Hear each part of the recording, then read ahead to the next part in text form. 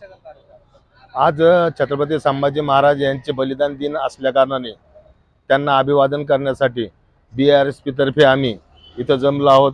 आमचे ज्येष्ठ नेते मिलिंद बोरडे, दाभाडे साहेब, लोखंडे साहेब, हिवाळे साहेब, संदीप हिवाळे साहेब, रणजित रत्नाबारके साहेब आणि मी स्वतः काशीनाथ मगरे आम्ही जिल्हाध्यक्ष आम्ही इथे त्यांना अभिवादन करण्यासाठी आलो होतो। संभाजी महाराजांचा विजय असो, संभाजी महाराजांचा विजय असो।